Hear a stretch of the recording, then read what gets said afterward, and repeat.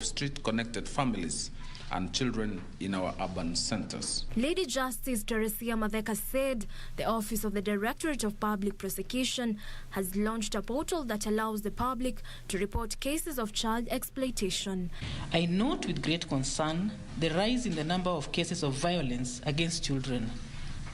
I call on members of the community to ensure that they speak on behalf of any child who is being abused or who is a victim of abuse. We note that the Directorate of Criminal Investigations have launched a portal where the public can report cases of child exploitation and abuse and encourage the public to use that platform. So many cases. We have a very serious case in Athi River. A child who was abducted and killed and has been subject of investigation and media follow-up. And yesterday, 4 suspects appeared in court. Others are still being pursued. This is something that is this abduction of children is becoming a serious society breakdown. People are using children to settle scores. Meanwhile, calls to inculcate a reading culture among Kenyan children also reverberated Wednesday. Thousands of primary schools on Wednesday attempted to break the read aloud world record by reading from the same book at the same time from multiple locations. Reading is important, so it's very important to have libraries in our schools. It's very important for us to have a reading culture so that then we can excel even in our academics. So education is SDG 4. If you look at what we are doing here today, which is about reading, which falls under the target 4.7 for literacy and numeracy skills, this is our contribution to enable children all over Kenya develop that reading culture. Education stakeholders highlighted that education is a fundamental human right and is indispensable for the achievement of sustainable development. For Channel 1 News, I'm Jacqueline Masharia. Still on the same, today is the International Day of the African Child, and this year's theme is acceleration of efforts to make Africa fit for children. The question, how fit is Kenya's capital, Nairobi, for children? Our reporter Yusuf Ara had a day out in the streets to establish this. Let's take a look. Our day begins on the banks of the Nairobi River at the Kirinyaga Road. This is where they call home. Deceptive smiles. Chakula sio rahisi kupatikana huku, na tena maguo kupata ni ngumu. Sisi tunakibishwa huku usiku na makaraho. Yaani kuumizwa, tunaumizwa tu sana. Hata jana mimi nimeumizwa hapo. Walinigonga kaniangusha, nilikuwa nalala hapo Tomboya. They too are humans affected by perceptions. Watu wa kawaida wanaogopa, wanasema mimi ni mwizi. Hata jana niliwekelewa nimeiba mataa ya gari, no mimi sijawahi iba. No nilikasirika sana. Angalia hizi mali zetu zote hapa, sisi tunarokota hapa maskrepa. Wanadhania kasi tunaiba, wanatupiga bure. Tears flow freely. Kibira, nilikuwa naishi na mamangu. Nilipata mamangu amekunywa pombe. Akachukua stove akawasha, akaweka kisu kwa moto. Alafu akanichoma. Their struggles. Watu tunapigwa na marungu za jembe. Zile marungu za jembe zile. Unapigwa na hujafanya makosa. Sasa hiyo mtu akipata pesa ni chakula, unajua lazima fikirie chakula vyatakula, yani vyatakula unajua vyata maintain mwili yake. Sasa unaelewa, sama mba maska huwezi. In the Kibra informal settlement, the tales are no different. Tunakosa mask. Food sometimes baba endi kazi. Sasa inabidi tu mama ende afulie mtu, akuje ndo anipe tukule kidogo yenye tunapata. Bora tupate kitu yenye tutakula. Clearly, more needs to be done. The awareness is growing that we must do something, that we must offer to these children some more opportunity. Also, this needs a far-sighted policy on the side of the government. What are the root causes of this? It's our responsibility to ensure that we talk to them, try to ask them where they come from, and then take them to the nearest government administration office, a place that they can get help. Despite the challenges, the sky remains their limit. Nataka niendeshe ndege juu. Kusoma naweza kuwa mtu wa wedding, uchomelea. It's obvious that there's still a lot that needs to be done to cushion the lives of the street children and families living in informal settlements. And as Kenya joins the rest of the world in celebrating the Day of the African Child, the children can only hope that the government will listen to their pleas and make their future days better for them. Reporting for Channel 1 News from Kibera, Nairobi County, my name is Yusufar. Well, that report by Yusufar brings us to a fast break here on Channel 1 News Hour. Don't go too far. We'll be right back.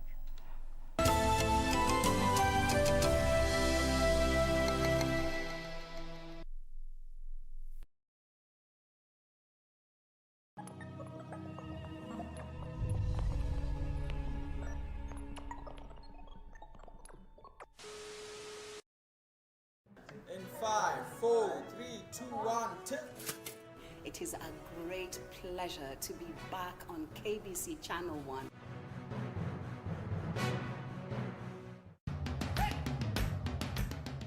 Bwana Motiso, pikipiki yako ndio hii. Uko shwani yangu. Hii pikipiki ni unakumbuka uniekelea the lowest unique bid yako ilikuwa ngapi? 18 shillings. 18 shillings. Na unajua kuendesha hii gari?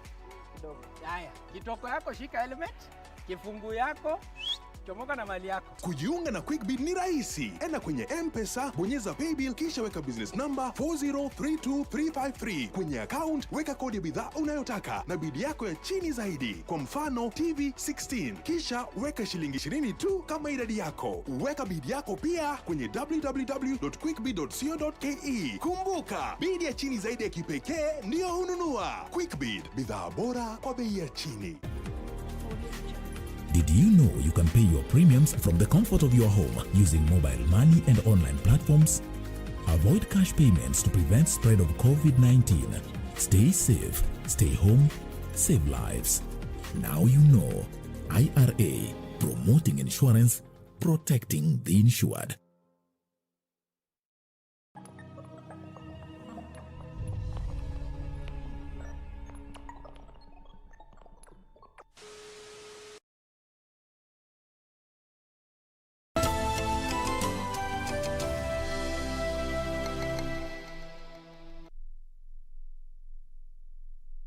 Welcome back.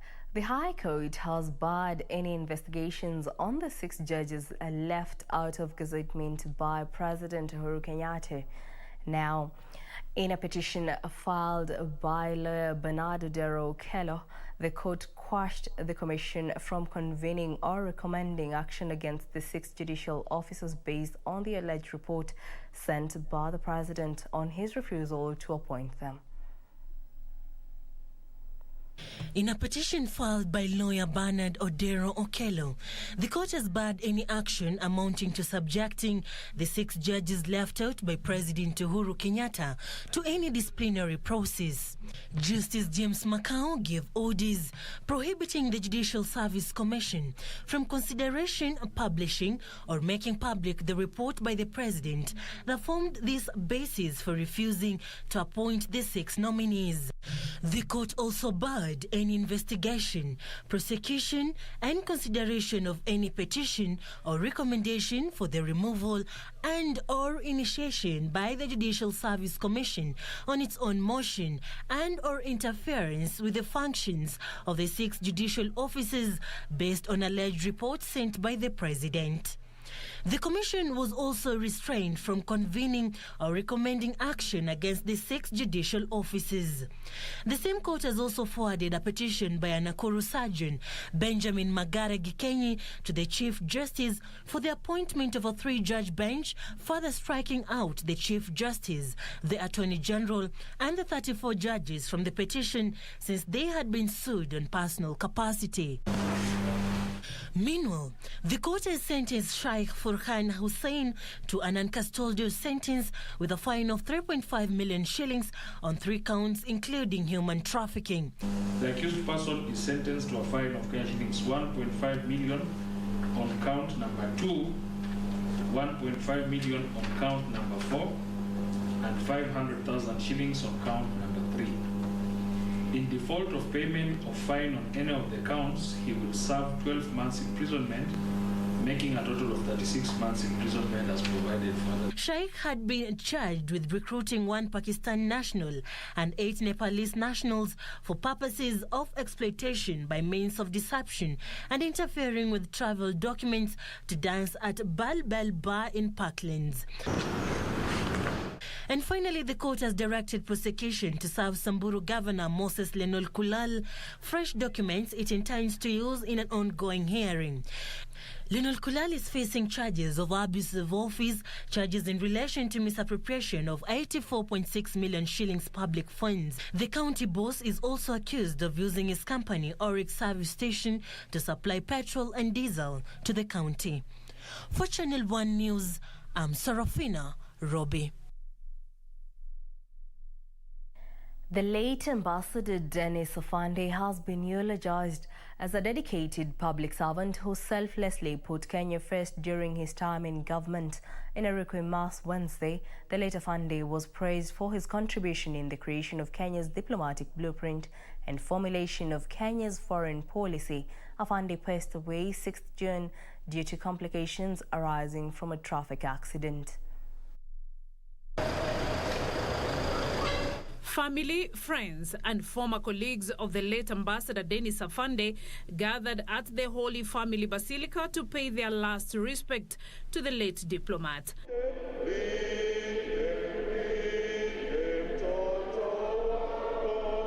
AFANDE was commended for his great contribution in the building of Kenya's image abroad when he served in Kenya's foreign missions. We recognize and appreciate that in all his years of hard work, some at very difficult moments for our country, Ambassador Dennis AFANDE stood strong and tall, always ensuring Kenya's national interests were well protected and projected for the benefits of our country. Omamo noted that his contribution as a diplomat laid a foundation for the great relations Kenya enjoys with the globe. Ambassador Dennis AFANDE was a career diplomat who, until his death, impacted so profoundly on Kenya's diplomacy. He was there from the early days, during the establishment of Kenya's first diplomatic footprints abroad. Ambassador AFANDE served the country in various capacities, including Deputy Chief of Protocol under founding President Mzee Jomo Kenyatta and as Chief of Protocol during President Daniel Moi's era. He also served as Kenya's envoy to United Nations mission in Geneva and Switzerland. AFANDE retired from public service in 1995 as Permanent Secretary in the Ministry of Health. AFANDE died on 6th June. He will be laid to rest at his home in Matayos, Busia County on Saturday. Beatrice Gatonyangetich, Channel 1 News.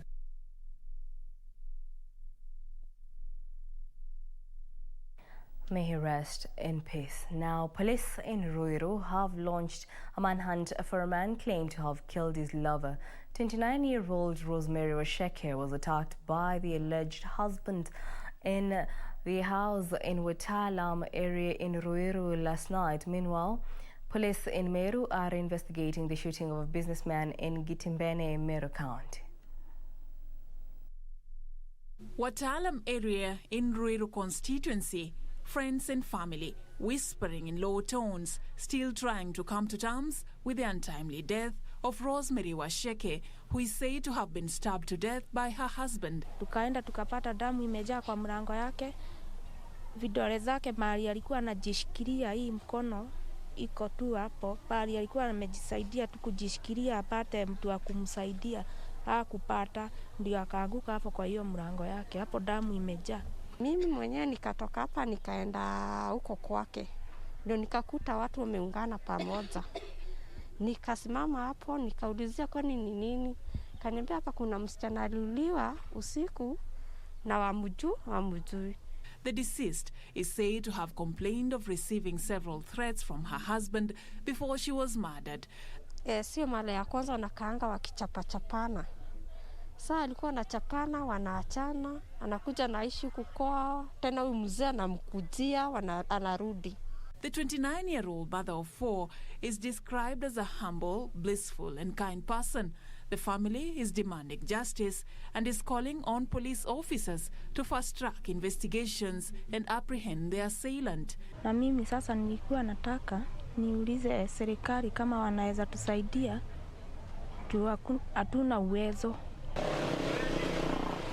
Meanwhile, police in Meru are investigating the shooting of a businessman in Gitimbene area of Meru County. The victim, who is currently receiving treatment, is said to have been shot by unknown people at his business premises. According to Imenti North Sub-County Police Commander Laban Omol, the suspects were still at large, made away with 90,000 Kenyan shillings. They managed to raid the shop and took away 90,000 shillings, assortment of mobile phones, and shot the proprietor with the firearm they were with.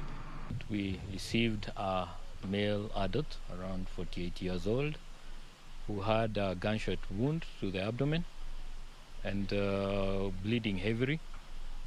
This morning they had been taken to theater, those still being managed and critical. Reporting for Channel 1 News, I'm Safin Aching Ouma. Now, National Assembly Speaker Justin Muturi has banned Chief Administrative Secretaries from appearing before departmental committees to respond to questions on behalf of Cabinet Secretaries in what appears to be a departure from his previous ruling. Muturi says lawmakers are facing difficulties in getting satisfactory responses to their questions when Cabinet Secretaries decide to delegate their duties to the Administrative Secretaries. Speaker Justin Muturi has cautioned National Assembly departmental committees against receiving submissions from Chief Administrative Secretaries, arguing that the position is not recognized in the Constitution. It recognizes a Cabinet Secretary or a Principal Secretary. Those others, they can do those other things, go around there to do a few things, including discussing issues about FGM and others, but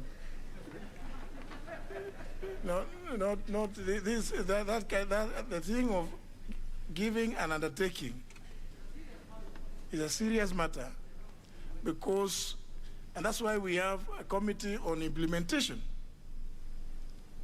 so that if a Cabinet Secretary gives an undertaking and it is not done, then our committee on implementation can hold somebody, a substantive office holder, not those others. Now, you notice even our standing orders don't make reference to those people. Attempts by departmental committees to seek answers to questions raised by legislators have previously been proven difficult due to unsatisfactory responses given by Chief Administrative Secretaries. Those people, you are calling them CAS. They have no authority to give an undertaking. In fact, if it is something where an undertaking is to be given, especially if they are doing it orally, that's now, when they do it orally, that is roadside. It can be, that's the equivalent of a roadside declaration. If it is to be in writing, it must be written, it must be under the signature of the Cabinet Secretary Some committees being forced to adjourn their sittings until the cabinet secretary in question appears in person. In April this year, High Court Judge Anthony Murima ruled that the position of the Chief Administrative Secretary is unconstitutional. For Channel 1 News, I'm Gladys Mungai.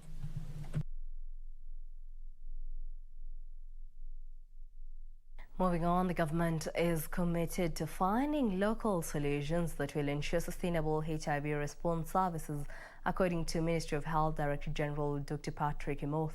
The government will soon adopt a sustainable HIV model to effectively cater for the needs of the 1.2 million Kenyans living with HIV. Dr. Imoth spoke at the close of a 3-day AIDS forum dubbed Maisha Conference. Today marked the end of the 3 days 6th Maisha Conference by the National AIDS Control Council that sought to take stock of Kenya's HIV journey, the challenges the country still faces 37 years since the first case was reported, and the way forward in the face of dwindling donor funding during the COVID-19 pandemic. We've made progress, but not enough to move us to the last mile. So our partners represented here today, we want to say thank you for joining this fight, but also to say don't abandon us at the last mile. Because during the last mile, we need a push. We need to go at it with everything that we have. We are signing up to new targets.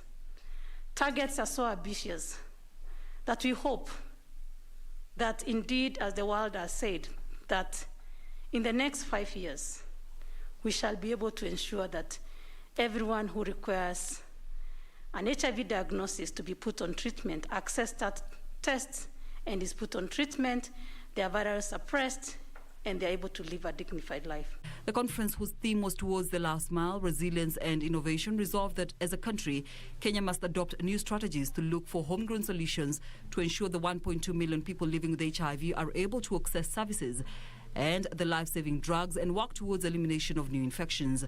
Speaking while officially closing the conference, Director General in the Ministry of Health, Dr. Patrick Imoth, said the government is committed to ensuring it finds local solutions, which began with the allocation of 9 billion shillings in this year's budget towards HIV response services and commodities. It's not only in that sphere, it's because of the rebasing of our economy and also now being classified as a middle-income country. We need to be able to put more into the pot for our people than relying on donors. You have seen the challenges that have come with COVID-19, when even the development partners have to be able to reprogram some of their support to be able to deal with issues back home, and therefore putting us in a very precarious position. That is why we want to promote local manufacturing of everything, be it vaccines, be it pharmaceuticals, be it non-pharmaceuticals. And because the government cannot be able to do that alone, the private sector will also be a critical anchor in delivering that mandate. On his part, Professor Kenneth Ngugi, who is the chair of the Maisha Conference, emphasized on the need for more deliberate involvement of men in the HIV fight and adoption of a multi-sectoral approach in the HIV response. It's need to instigate ways to engage men prior to linking them to care. There's also need to roll out health education and mentorship program targeting men, both old and young. And additionally, which I know most of the audience would like to hear again, is good to meaningfully involve women when discussing issues that affect men. A National AIDS Control Council 2020 report indicates that Kenya recorded 32,027 new HIV cases. During the conference, NSCC awarded various people for their efforts to support various HIV response programs in the country over the years. Applause. Caroline Kamar reporting for Channel 1 News.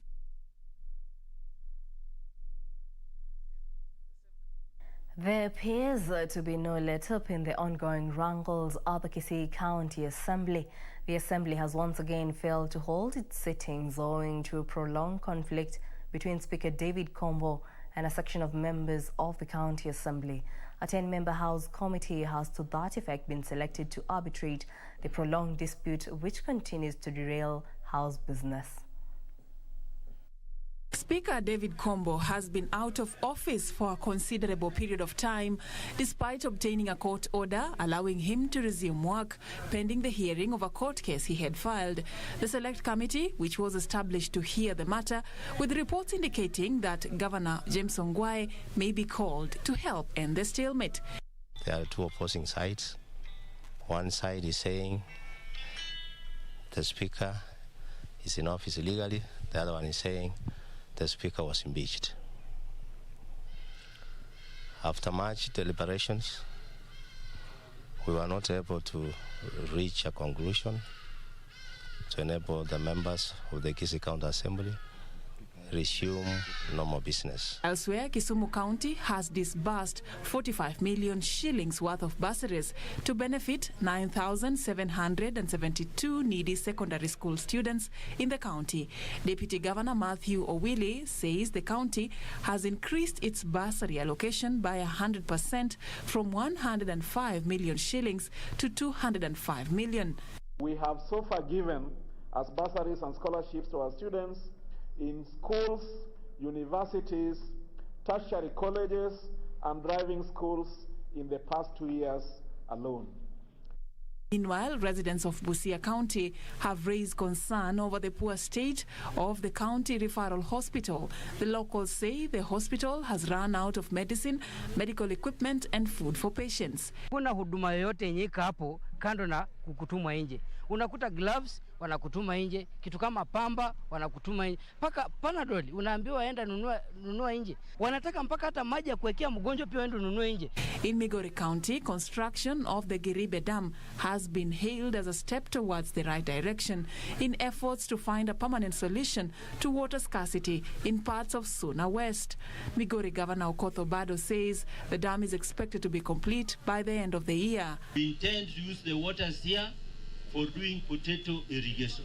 And already we have a potato processing factory in a place around here called Getonganya. So if the farmers here will embrace our ideas and turn into productive farming of that potato, obviously their livelihoods will change. Finally, a family in Nairobi's Zimmerman estate is appealing on the public to help them find their missing kin. 14-year-old Abraham Nihal is said to have left home on the 5th of June but never returned. He was in boarding school, so he came back on midterm on Friday. So in the morning, he said that he's going to be chef, go to Kunyozi. So we give him 50 shillings to go to Kunyozi. It was in the afternoon. So from there, he never came back. So we realized him in the evening. That is around 7 p.m. So we tried to search in the evening, but we didn't find him. So in the following day, that is on Sunday, we went to the police, we report. We also tried to search for him around Zimmerman, Roysambo, Kasarani, but we couldn't find him. Anyone with information on the whereabouts of Abraham Nihal can report to Kasarani Police Station or contact them on 0795097434 or 0712090587.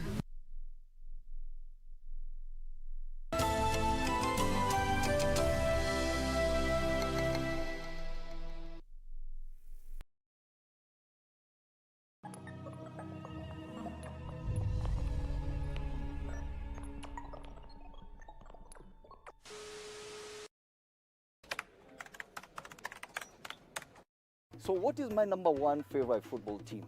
Ingwe. My number one meal? Engoho Nendevusuma. What is your number one?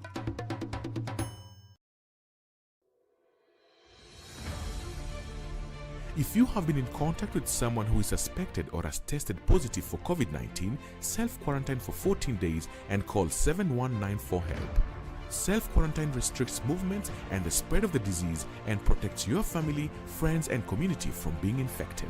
During self-quarantine, you are advised to stay in a separate room, disinfect surfaces and clothing with appropriate disinfectant, avoid sharing household items, including utensils, towels and beddings, do not receive visitors, wear an appropriate face mask if you must be around other people. COVID-19 is preventable. Protect yourself, family and the community. This message has been brought to you by the Government of Kenya and its partners. Kupata skiza tune ya usifadhaishwe, dial star 811, star 815 hash.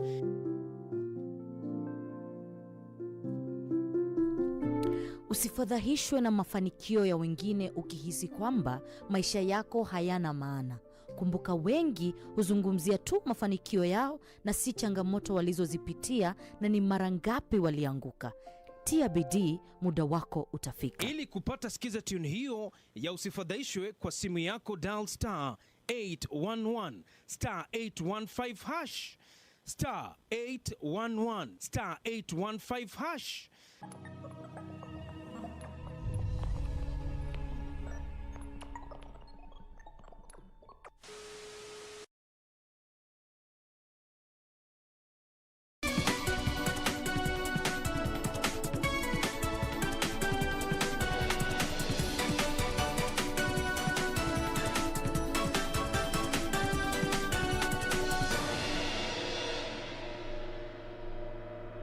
Welcome back. And in the business world, will the government deliver 500,000 affordable homes with only 14 months remaining to the project timeline?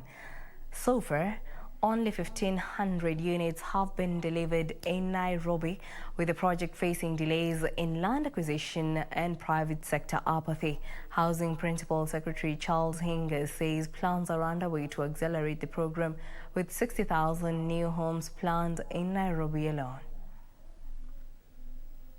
When President Uhuru Kenyatta launched the affordable housing project, there was a sign of relief on hopes that a solution to the endemic housing problem in Kenya was at hand. The program was premised on offering the private sector tax incentives to set up mass housing projects in all the 47 counties. Almost 4 years down the line, only 1,400 units have been delivered in Nairobi County, with many projects stuck at the planning stage. We have laid a solid foundation for affordable housing even beyond next year, so that affordable housing housing is no longer going to be a conversation for the top 2% of the country. A journalist, a boda rider, mama mboga, a juakali artisan are proud new homeowners in this country. The 1,370 units in Park Road have been handed over to the owners. About 1,580 units in Pangani, comprising of 1, 2 and 3 bedrooms, are under construction and will be ready by December this year, according to Housing Principal Secretary Charles Hinger. Tenant purchase schemes have been proposed to enhance affordability, especially for the sitting tenants, who will be given the first priority. Other beneficiaries will own through mortgage schemes. Hinga says there are other ongoing housing projects in Jivanji, Suna Road, Ngong Road Phase 1 and Phase 2 and Uhuru Estate, which targets to generate 14,000 homes and 3,000 market stalls. The government has also partnered with Nairobi County to deliver 60,000 units in Nairobi County. There are two types of schemes. There is government schemes, which is like Park Road, Pangani, Jivanji, Bachelors, and so on and so forth. But the delivery is also happening on private properties where we are partnering with them and we are giving them incentives. So as I've said, we've got about 186,000 units, over 10,000 projects that are under construction, and some of them are completed. The project will target to construct affordable houses in Bahati, Jericho, Kariobangi North, Maringo, among other low-income estates. The Housing PS says though the project has been beset by delays, the ministry has laid a firm foundation and will ensure affordable housing goes beyond next year.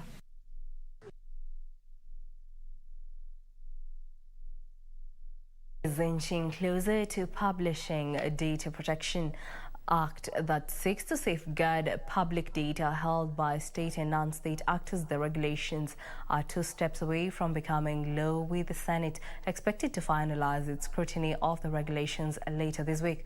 The chair of the Senate Committee on Information and Technology, Gideon Moy, says the committee will forward its final recommendations to National Assembly next week. Data Protection Act 2019 seeks to control how organizations, businesses and the government access and use personal information, employing safeguards to protect unfair and unlawful access to personal data. The government is a big custodian of personal information like date of birth, health records, education data for millions of Kenyans and foreigners. Speaking in Mombasa, the chair of the Senate Committee on Information and Technology, Gideon Moy, says they will be reviewing the draft Data Protection Regulations, draft National Addressing Systems Bill and Critical Infrastructure Bill, which lays focus on the country's telecommunication and technology infrastructure. Committee on ICT to have various deliberations, and mainly to do with the data.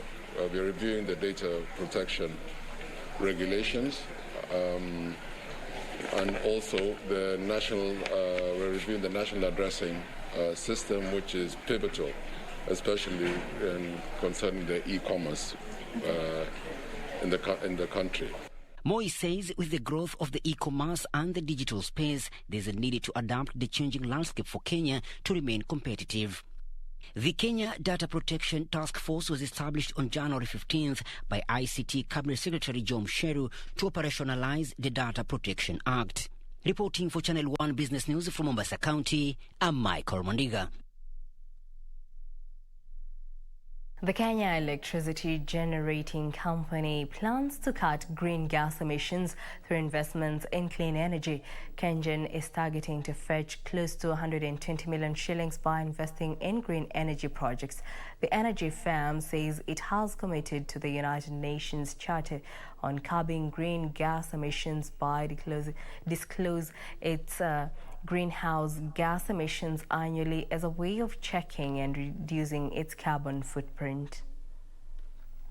Data on climate action indicates that if governments and businesses do not slow global emissions, temperatures could rise to about 3 degrees Celsius by 2100, causing irreversible damage to the global ecosystems. A campaign dubbed Business Ambition for 1.5 degrees has been started, backed by a global coalition of the United Nations leaders, business organizations and non-governmental organizations. Currently, KenGen produces about 72% of the electricity consumed in Kenya, with over 80% of this being sourced from renewable sources. The company, which has a total installed generation capacity of 1,818 megawatts, has been focusing on renewable energy development, including the latest Olkaria 1 AU6 geothermal project, which is envisaged to add 83.3 megawatts to the national grid this year. Apart from green energy generation, the company is targeting the Clean Mechanisms Development Initiative. So far, Science-Based Targets organization indicates that over 500 companies representing more than $13 trillion in market capitalization have responded to the open letter from global leaders and signed the Business Ambition for 1.5 degrees commitment. Alan Auko, Channel 1 Business.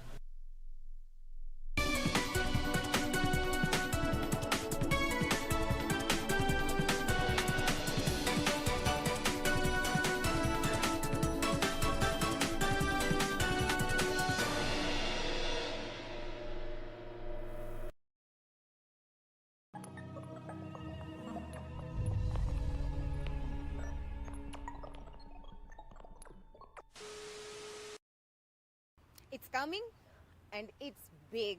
Believe me. Keep watching.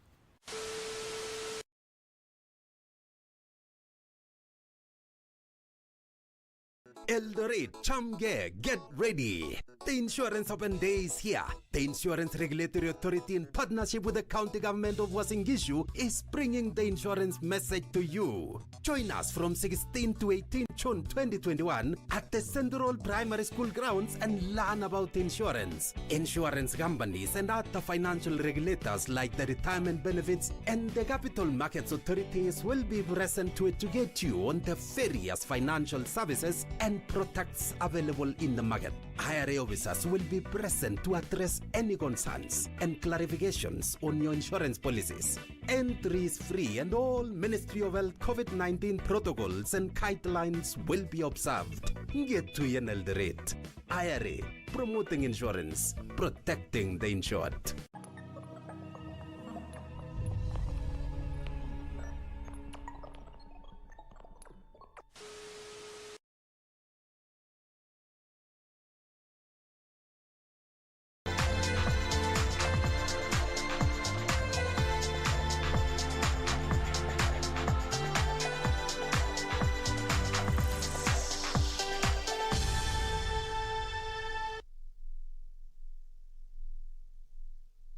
Welcome back. And in the sports arena, Safaricom has announced a 17.5 million shilling sponsorship for the Safari Rally as the event makes its return to the World Rally Championship calendar for the first time in close to 2 decades. 58 rally drivers, including 34 Kenyan racers, are set to participate in this year's Safari Rally, which will take place from 24th to 27th June. With 8 days to go to the WRC Safari Rally, preparations have intensified in recent days, with drivers eager to be part of the Safari Rally's return to the World Rally Championship calendar for the first time in 19 years. Corporates too are eager to be part of the spectacular showpiece, with several high-profile companies sponsoring drivers participating in the event. Service provider Safaricom has been the latest company to invest in the event, sponsoring it to a tune of 17.5 million shillings. We are happy to be involved both with the drivers but also supporting the overall Safari Rally itself. But more importantly, it's about empowering youth. It's also a period we've come from, which is through the COVID period. We want the economy and the people to have to feel good and to come through. And this gives hope and inspiration for young people. The sponsorship includes 15 million shillings, which will go towards supporting 3 young Kenyan drivers selected as part of the FIA Rally Star program. This is a global initiative aimed at identifying, training and developing talented drivers between 17 to 26 years. Young talented drivers join at age not above 27 and they are mentored for a period of 2 to 3 years. The idea is to get them driving into WRC events. We are starting with the WRC Safari Rally. We hope that we will be able to secure training for these youngsters in Europe. The 3 Kenyan drivers who have been selected for the FIA Rally Star program include Jeremy Wahome and Hamza Anwar, who are both aged 22 years, as well as 26-year-old Mikre Muturi Kimathi. The core of all the programs that we're doing in sports are the youth, because that really is the future. That's the pipeline that we must continue to broaden so that it doesn't close at the end of the day, because we owe it. We owe it to ourselves, but more importantly, we owe it to all the generations that come after us to keep that pipeline, broad and open. 58 rally drivers, including the 4 Kenyan racers, are set to participate in this year's Safari Rally, which will take place from the 24th till the 27th of June.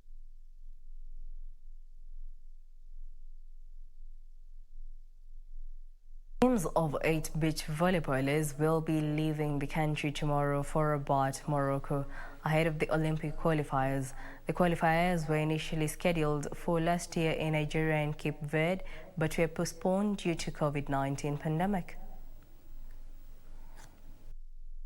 According to the Beach Volleyball Commission Chairman Moses Mbuthia, the Federation is optimistic of having representatives in both men and women events in this year's Olympics, as the team is well prepared. Our girls and our boys will do very well. very disciplined team, I must say. And they have also been under the coach of Sami Muringe and Patrick Owino, and they are doing very well. I must also take advantage of thanking NOC for what they have done. They have been able to facilitate, and the government also, for the teams, for the team being down there. The team has been in residential training in Mombasa ahead of the qualifiers set for 21st to 28th of this month. The qualifiers were initially scheduled for last year in Nigeria and Cape Verde, but were postponed due to COVID-19 pandemic. Kenyan teams are set to get stiff competition in the qualifying games, which will bring together 24 men teams and 17 women teams, which will battle out for a sole continental ticket for Tokyo Olympic Games set for 23rd July and 8th August. Elsewhere, a total of 356 local athletes, 22 Ugandans and others from Tanzania have been invited to take part in the 3-day Olympic trials slated for 17th and 19th of this month at the Kasarani Stadium. Athletics Kenya Events Director Paul Mutui confirmed that all athletes who have been invited for the trials are required to report to camp by tomorrow evening. You may find that some athletes may not be having events to compete on during the first day. They could even be competing during the last day, which is on Saturday. But what we are saying that all the athletes are required to report on the first day, and that is tomorrow on Wednesday, so that we can take a roll of exactly which athlete is as reported for these competitions. It also must have undergone the mandatory anti-doping education and training as required by Athletics Integrity Unit of World Athletics. They must have undergone that. And then, of course, the first two across the line will be selected, and that one will depend on the selection by the panel of selectors that will be chosen by Athletics Kenya.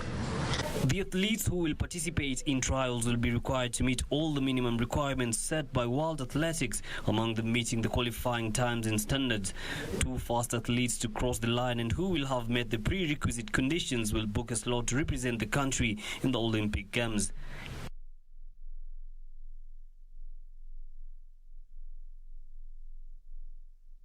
Kevin Durant scored 49 points, grabbed 17 rebounds and dished 10 assists as the Brooklyn Nets stormed back and beat the Milwaukee Bucks 114-108 in Game 5 of the Eastern Conference semifinals in New York. The Nets will have a chance to move to the Eastern Conference Finals on Friday morning. The Nets have not made it past the conference semifinals since 2003. The Brooklyn Nets, who overcame a 17-point third-quarter deficit, lead the best-of-7 series 3-2 thanks to one of Kevin Durant's most impressive postseason performances that helped them beat the Milwaukee Bucks 114-108. Durant set a franchise record for points in a playoff game, breaking the mark of 43 set by Vince Carter in 2006. Durant with a three-pointer over. Jay Tucker defending Kevin Durant, takes it to Durant. Durant out to Green for 3. He also posted his second career postseason triple-double and joined Hall of Famers Oscar Robertson, Charles Barkley and Dallas Mavericks guard Luka Doncic as the 4th player with at least 40 points, 15 rebounds and 10 assists in a postseason game. I wasn't planning on playing every minute, but as the game started to flow, we got down. I told Coach that, if you need to take me out for a couple, it's cool, but I feel good, and he just let me ride it out. So, Jeff Green was incredible tonight. James coming out here and thugging it out for us, being another ball handler for us. I just think the second half we played extremely hard. A different demeanor from Kevin. He was locked in from the start. We were trying to figure out how to play. With James back in the lineup, but him not feeling himself and trying to feel his way back into the game, and our guys trying to feel their way. And so it took us a period of time, I think, to find some freedom out there as a group. Giannis Antetokounmpo led Milwaukee with 34 points and 12 rebounds. Chris Middleton added 25 points and Drew Holiday chipped in 19 for the Bucks. One of the best scorers to ever play the game. it's tough. It's tough. You know, like he's the best. He's the best player in the world right now, and we gotta beat him as a team. The Nets would advance to their Fast Eastern Conference Finals since 2003 if they can win Game 6 on Friday morning in Milwaukee. Game 7, if necessary, will be played in Brooklyn on Saturday.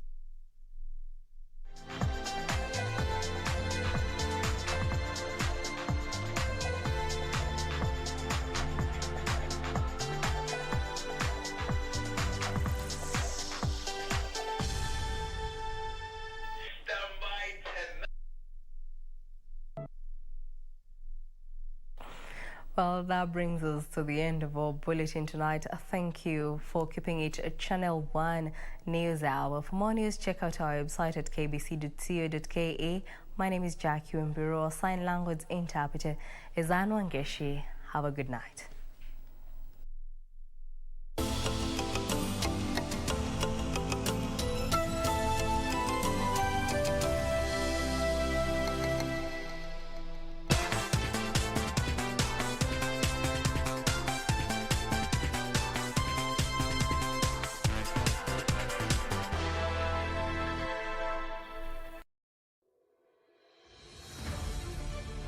Virusi vya korona huenea unapokaribiana na mtu aliyeambukizwa kupitia matone, haswa wakati anapokohoa au kupiga chafya, na pia kwa kugusa sehemu au vifaa vilivyo na virusi hivi.